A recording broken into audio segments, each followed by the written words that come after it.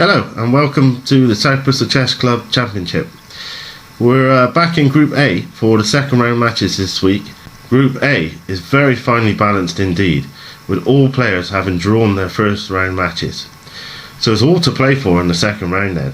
And today we're going to bring you an interesting encounter between Tony Harvey with the white pieces against Stephen Meek, who's the group favourite. So let's go and see how things progress. Right, this is round 2 of the championship, Tony Harvey versus Stephen Meek. Right, I'm white, so I'll play d4. White's just played d4, which I was expecting, and I'm going to play a normal solid move, knight f6. Right, knight to f6, right, okay. c4. White's just played 2c4, again pretty standard stuff, and I will opt for a King's Indian type position and play g6. Right, g6, okay, knight to c3. White has just played 3 knight c3, and again I will play normal theory and I will play 3 bishop g7. Bishop to g7, King's Indian here. Okay, e4. White has just played 4 e4, which is going into more mainline type King's Indian positions, and I will play 4 e6. Pawn to d6. Okay, nothing. Bishop to e2. White has just played 5 bishop e2, which is a flexible type move. He's either going to go to a mainline King's Indian or play an Averback variation with bishop g5. I think I'll just stay flexible and I will castle kingside. 5 castle.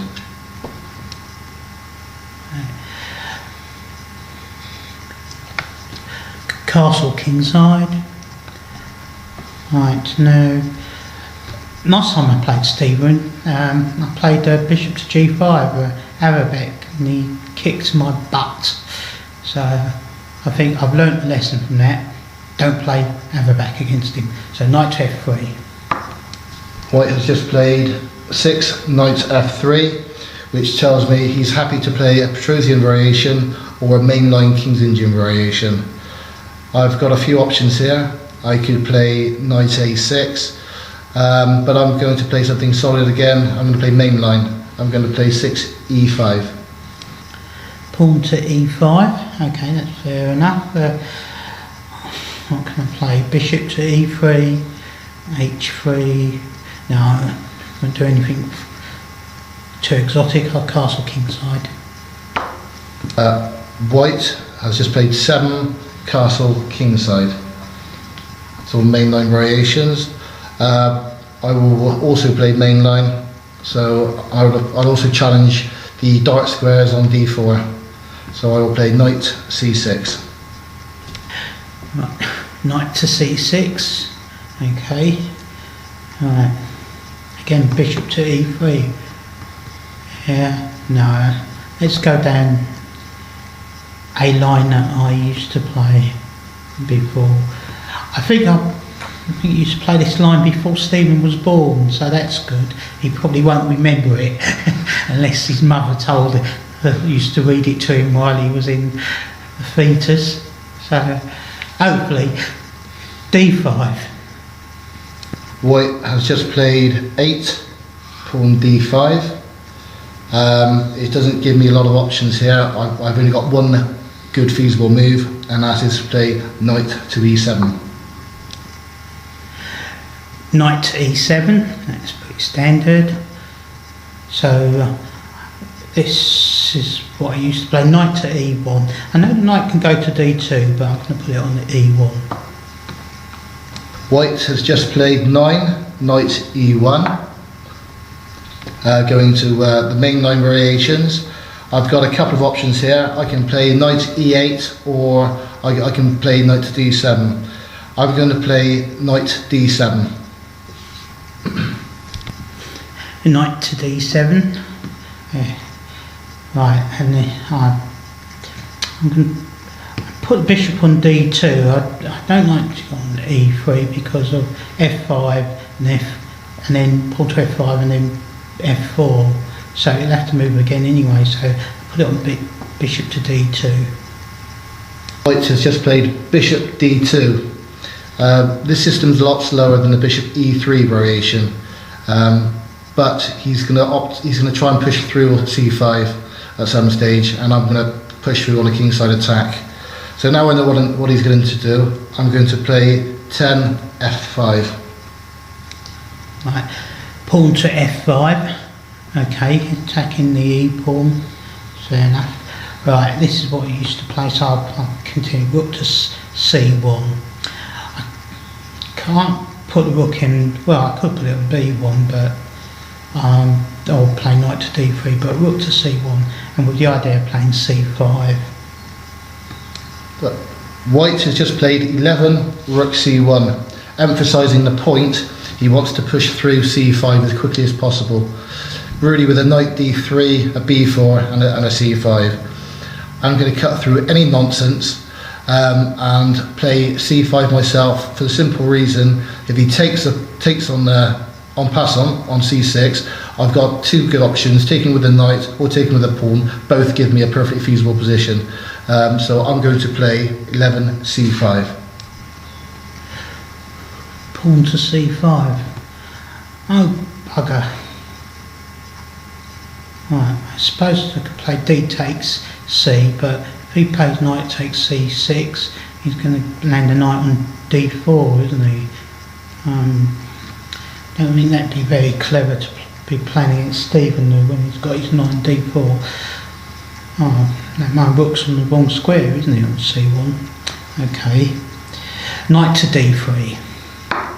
White has just played 12 knight d3, which is a sensible move, and we're still playing book type moves here at the moment. I've got a couple of options, but I'm going to play a solid sensible option and play 12 knight f6. Knight to f6. Right, he's got two pieces attacking the e pawn, so I don't want to play e takes f because he just puts either knight or bishop on f5. So pawn to f3. White has a couple of options here. He can actually take on f5, and if I recapture with the knight, I've got the good d4 square, but a lot of these lines can be quite drawish, unfortunately. He's also got lines of taking the pawn and playing f4, but he's decided to play 13 f3, to which I'm going to reply by moving my king. The reason being so I can play my knight to g8 and reroute it, because my position is all about pushing through on g4. So I'm going to play 13 king h8. King to h8. What's that all about? Don't understand that at all. Alright, got to do something on the queen side in this position. So a3. White has just played 14 a3. Again, he's being very consistent. He wants to push through and attack my c5 point, and we've got a typical race going on here, and I want to attack his king. So I've played 14 f4.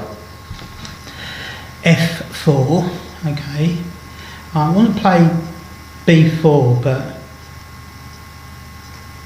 if I play b4 and he plays c takes b, there might be some little tactical thing going on with queen to b6, so don't want to open. I don't want to keep that diagonal open, and the knight is going to be needed on f2 anyway because of g4 square. So knight to f2. White has just played 15 knight f2.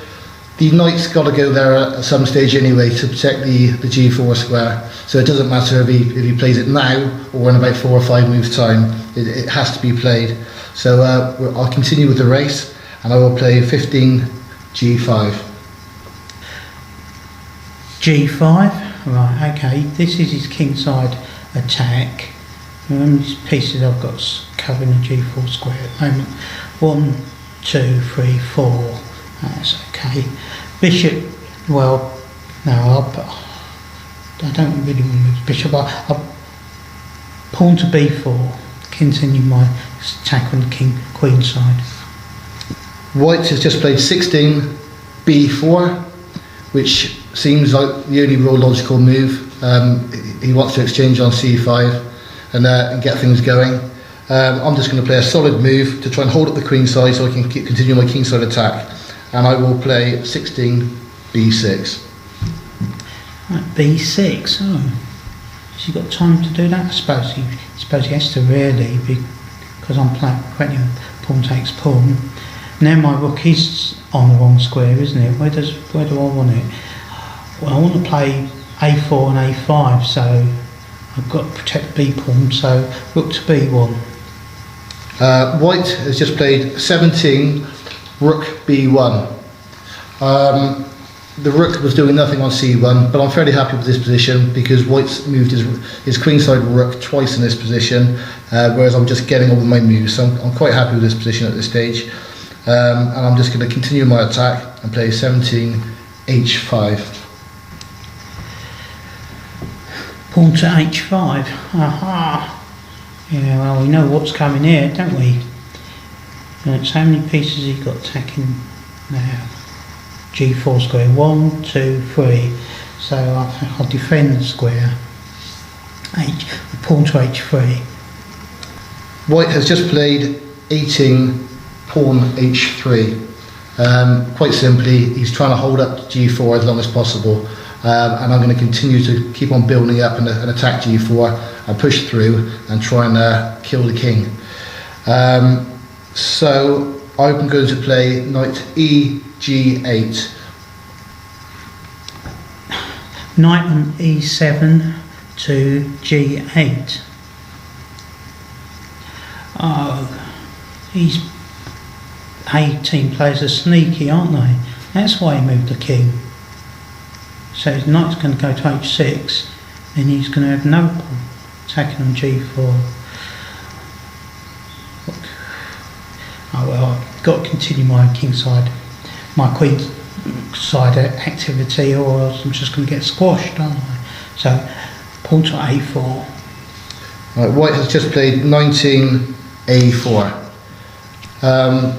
It's just a typical race on the queen side versus king side. I can take here with c takes b4, but I don't think I need to. I'm just going to keep on trying to push through my attack as quickly as I can. So it's all about the g4 square, so I'm going to get as many pieces on attacking that g4 square as I can. So I'm going to play 19 knight h6. Knight to h6. Pawn to a5. White has just played 20 pawn a5. I've got a bit of a situation here. Which way do I go? I've got the option of playing the rook g8 or rook f7. They both look quite appetizing to me, but I don't have a lot of time on the clock, so I'll play a gut move to free up the dark square bishop and to attack the king and play 20 rook f7. Rook to f7. Oh. Well, bit surprised. I thought he'd put the rook on g8. Right. Okay. Okay. Well, continue my idea anyway. A takes b. White has just played 21 AB. taking with the queen it would be useless. I'm taking my queen away from where it's got to go. So I've only got one option, and that's to recapture towards the centre with the pawn. So I will also play 21 AB. A pawn takes B pawn. Right, okay, continuing. B takes C pawn. White has just played 22 BC. So he's taking my pawn on C5. Obviously taking back with the D pawn would be terrible because I'm just giving a strong pass pawn and something to attack. So I've got no choice but to also play B takes C. B takes C pawn. Right, and the idea is to get into either the A7 square with my knight or C7, so knight to B5. White has just played 23 knight B5. He's trying to hit out my weakest point, which is a pawn on D6, and he's going to try and put the rook onto the A file and the bishop onto A5 and try and get onto that D6 pawn, so he's got something to latch onto. I'm just going to play a solid move and protect that D6 pawn whilst freeing up my rook to go to the G file. So I'm going to play 23 bishop F8. Bishop to F8. Oh, right, okay. He needs to protect the D pawn, but now I'm trying to get into the A7 square, so rook to A1. White has just played 24 rook A1. This looks interesting because for anything to happen, I've really got to take this rook, but once the queen moves, I can force through G4. So it looks right to me to exchange a pair of the rooks, which I'm going to do. So I'm going to play 24 rook takes rook. Right, he's played rook take on A1. Queen takes A1. White has got no choice but to recapture, so White has just played queen takes rook.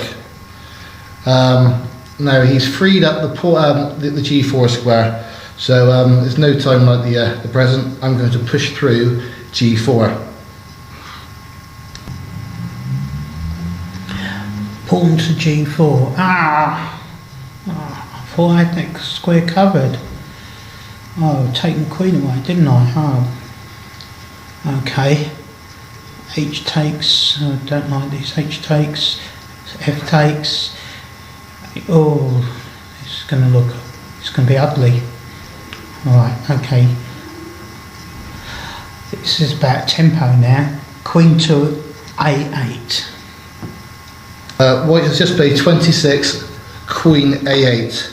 I think it's the only move to cause any trouble whatsoever to black, and it can be quite annoying with this the pin on the bishop and the queen. I don't think I've got too many options here. I want to break this pin, so I'm just going to play something solid and play queen E8, so it's protected by the knight. So I'll play 26 queen E8. Queen to E8. Oh, that's a bit of a surprise. Right.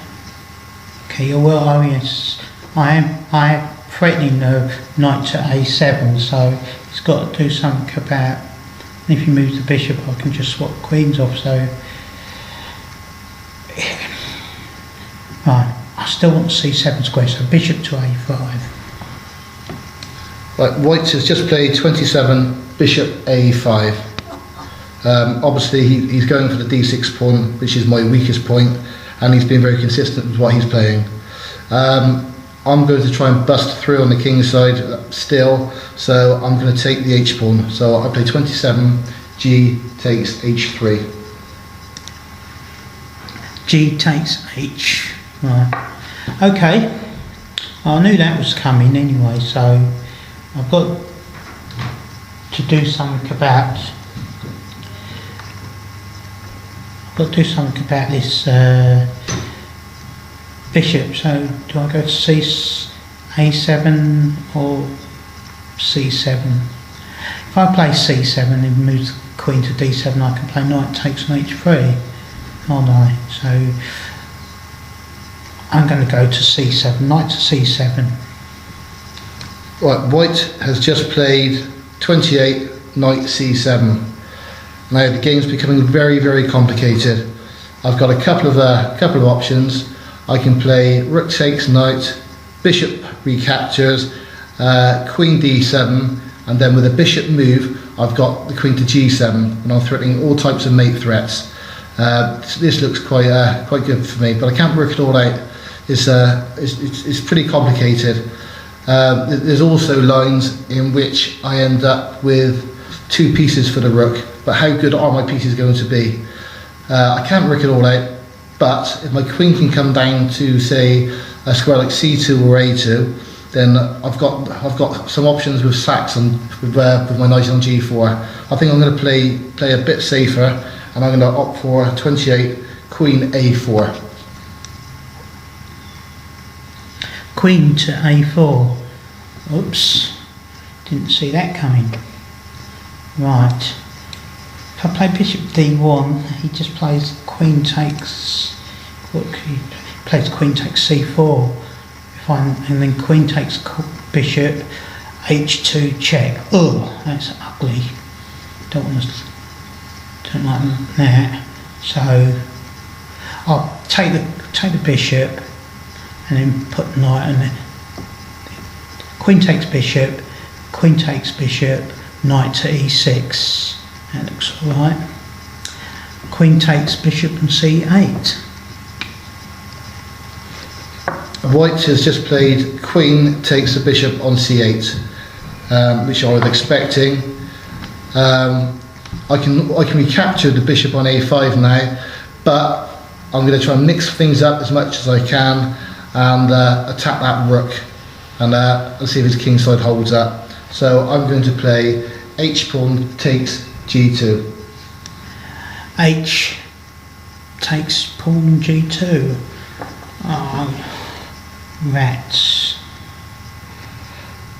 Now what? If I play king takes, no, rook takes, rook check. Oh, I don't know.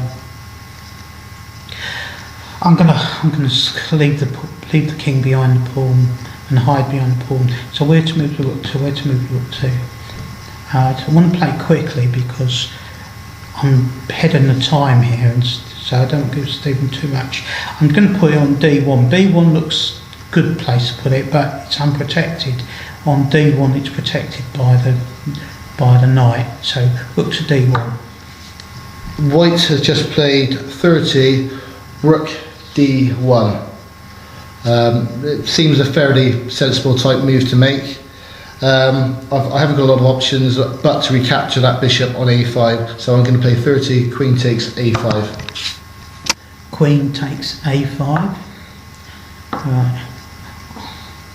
I think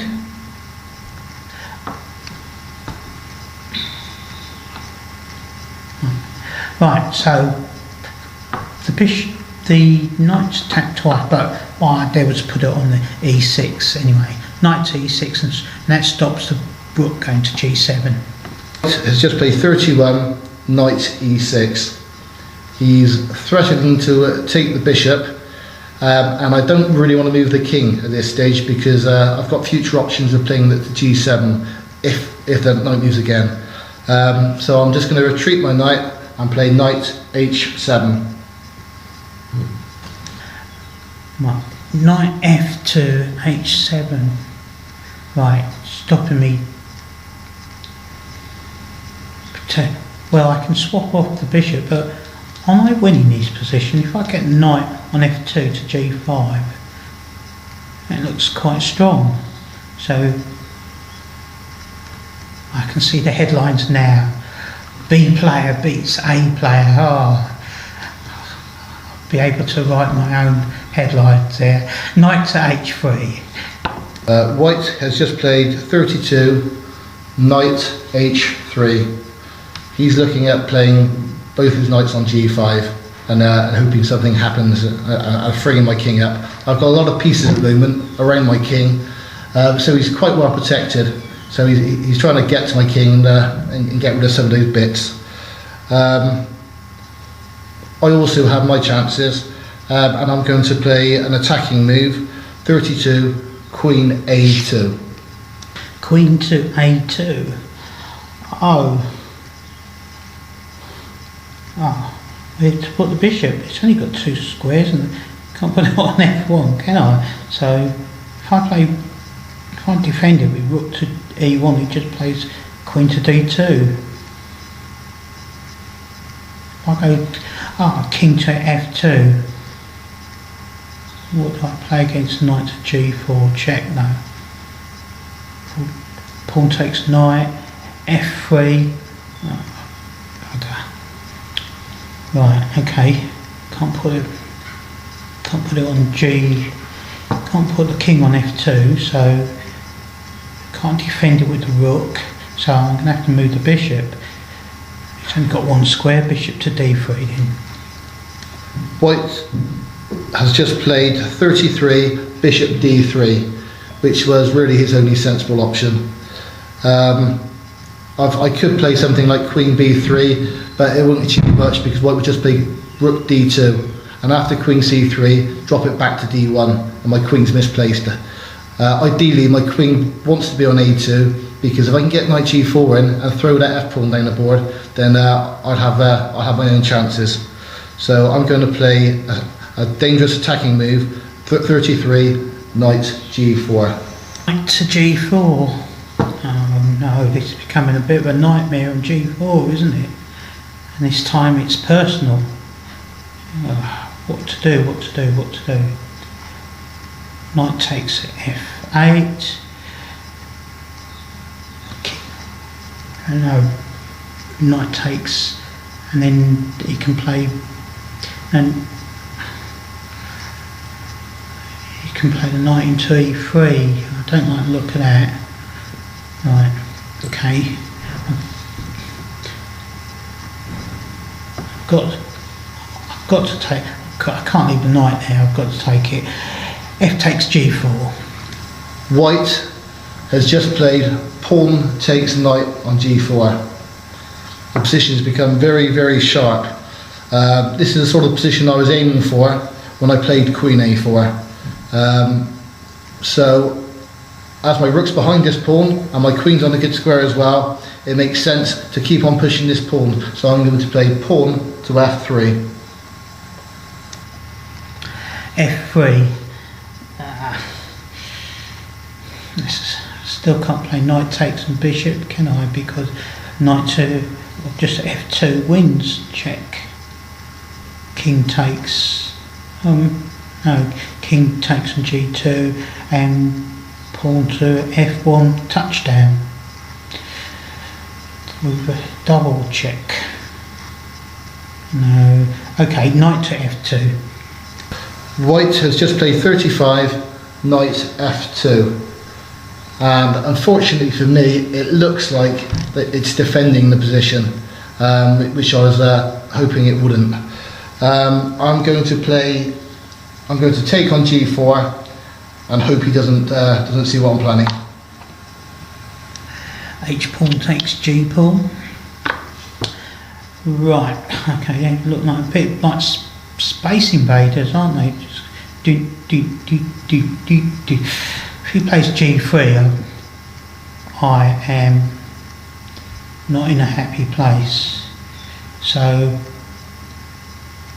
but if I play knight takes and he plays g3, I can play knight takes with a check, queen to h. Well, so let's look. G3, knight takes f. No, that don't look like to do. No, so it's my move. Yeah, that's better. Knight takes f8, g3, knight takes h7 check, king takes, and then I can play queen to h3 check and take the g3 from square. Oh, that's alright.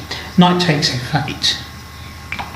White has just played knight takes my bishop on f8, which is the move I was hoping you wouldn't see, as this position has now become virtually impossible for me to win. I'm going to recapture the knight on f8 and play 36, knight takes knight. Right, knight takes f8. Oh, that's good. Queen takes g4 and get rid of this square. White has just played 37, Queen takes G4. At this stage, I'm regretting not playing an earlier Rook takes Knight when the Knight landed on C7 on move 28. It looks like this position's now gone to the dogs a little bit. I don't have a lot of attacking chances left. It looks very drawish to me. I've got two good pawns on G2 and F3, but with the Knight on F2, they're not going to do anything else. And I think Tony's quite happy to sit there with the Knight on F2 and the Bishop on D3. So I'm just going to play a solid move. I'll play 37, Knight H7. Knight to H7. Oh, didn't expect that, but alright, I've got 8 minutes and Steve's only got 2 minutes left, so let's threaten the check. Rook to B1, but I'm a bit scared of Queen to D2, but anyway, he hasn't got a lot of time. Rook to B1 and offer the draw and see what happens. Even if he doesn't take it, he's still got to evaluate the position, hasn't he? White has just played 38, Rook B1 and offered me a draw. The Rook's going to come down to B8 with checks. My King's going to be very exposed. The position looks to be fairly drawish. After, say, Rook B8, Knight F8, there's checks on H5, and then when the King moves back on G4, there's not really that much I can do about it, because I can't take my my Rook away from its job, because then the F3 pawn falls. So I'm also 4 minutes down on the clock, so I'm going to take the draw. He's taken the draw, thank you. So, an honourable draw there at the end of that game in the King's Indian defence between Tony Harvey and Stephen Meek.